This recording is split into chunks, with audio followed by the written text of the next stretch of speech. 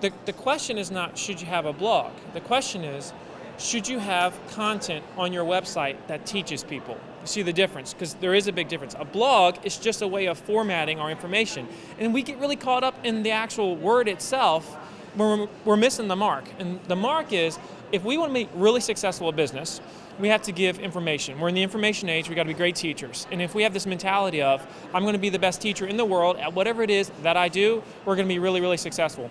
And so for a while, I was the best teacher in the world about fiberglass swimming pools and to save my business. And today I feel like I'm a pretty darn good teacher about content marketing, and it's helped me grow a brand in this industry. Two completely different industries. So the question is, do you have to have one? I say if you want to have a tremendous brand, if you want to be a thought leader in your industry, yeah, I think you've got to have great content. Now, whether you put that out in the form of a blog or a video or even commercial on TV, if you're a great teacher, you're going to get traction, you're going to get leads, and ultimately you're going to get sales. And the only reason why we do all of this, make no bones about it, is we have to make sales. Because none of this social stuff matters, none of this blogging stuff matters if we don't turn a profit. Because if we don't turn a profit, we don't have a business. If we don't have a business, we don't have a website. If we don't have a website, we don't have a blog. That's how it works. And sometimes we shy away from that. But ultimately, because I've been there, I've been on the cliff, like looking over, having people tell me, you're going to have to close your business. And what I had to do was have a return on investment. And so that's why I'm so into this idea that we've got to turn a profit to be successful when all is said and done. So if you want to start a blog, it's we make this out to be a science that it's not. And it's a very simple strategy. If you want to be a great blogger, it starts with being a great listener.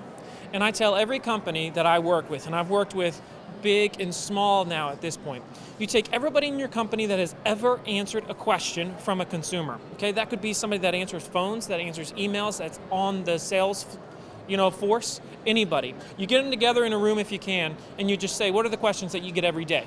Every day. You have a couple of scribes, and you're just essentially brainstorming, and people just shout out the questions they get every day in whole sentence format. In other words, the question isn't cost. The question is, how much does a fiberglass pool cost? That was a question that I got from every single person that called my company when I was just a pool guy, right? Now I get questions like, should every company have a blog?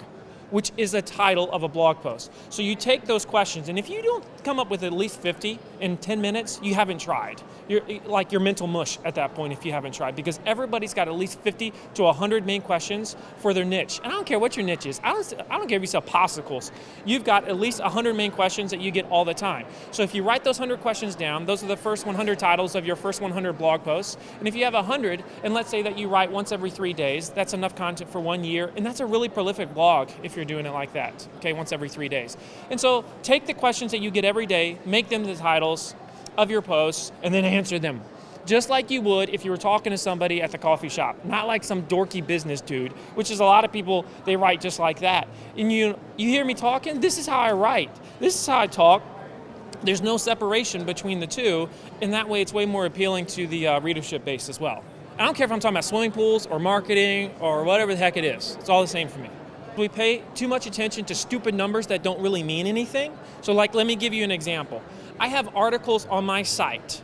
I'll just use a swimming pool as an example, that particular site, that have been read a couple 100,000 times, that have, and I track my leads, that have generated hundreds and thousands in sales, articles, because of the keywords and blah, blah, blah, right? Okay, and the leads they've generated, and they have 1 like, 2 tweets. They don't get shared. And the reason why they don't get shared is because people ain't bragging to their friends how they just spent $50,000 on a swimming pool on Facebook. You just don't see it, right? And so we have this concept that we define success of content online, be it video or text, by how many times it's been shared, tweeted, and all that other stuff. And in certain industries, that is true. In other industries, it doesn't mean squat. And what means squat is how many leads and ultimately sales did that particular piece of content produce for my business. That's all that matters. And so we have to pay attention to that number first. If a CEO comes to you and says, I want to raise my clout score, he's an idiot and he doesn't get it, okay? He really doesn't get it. If somebody says, I need to raise my Facebook fans, they don't get it unless they understand the why, because there's always a why. If you can put a value on a Facebook fan, then it's okay. But if not, you're just wasting your time and your money. Produce stuff that actually matters. So I've had a blog now, multiple blogs, but I've had this blog for 3 years. And here's the cool thing. You start podcasting, and this is the stuff that you get. Yo, Marcus, I was walking in the park the other day, and you were with me. That's wild, because people are listening to your stuff. And now the people that are listening to the podcast and emailing me are a different set of audience than the ones that comment on the blog or shoot regular emails in response to the newsletter. So you have different forms of communication, right? Some people are visual, some people are textual, everything changes. And you have different types of learners. So you have a podcast learner, you have the video learner, the person that watches YouTube and uses YouTube as their search engine, right, and all that stuff. You have the textual learner. And so these are all different people. Podcasting is exciting, and we're on the front end of this. I mean, so like this is a beginning, and I'm really excited to get in, and it's making a huge difference. And plus, it's fun because I get tired of just like writing all my stuff, and you can see I would much rather talk than write, because we've got a lot of stuff done now in the last 10 minutes. And this would have taken like an hour to do, just writing it out, and we've just talked it out, and it's been like edit free, and it's just having fun. And that's what I love about podcasting. Is you can just riff it. And I just sit there with the microphone, and I take the questions that I get from my just like we talked about for starting a blog. I take the questions I get in email every single day, and I just answer them. That's all I do. It's just me talking to myself, talking to whoever else is out there, and it's a freaking blast. I love podcasting, and I plan to do a lot more of it down the road. It's not going anywhere, that's for sure.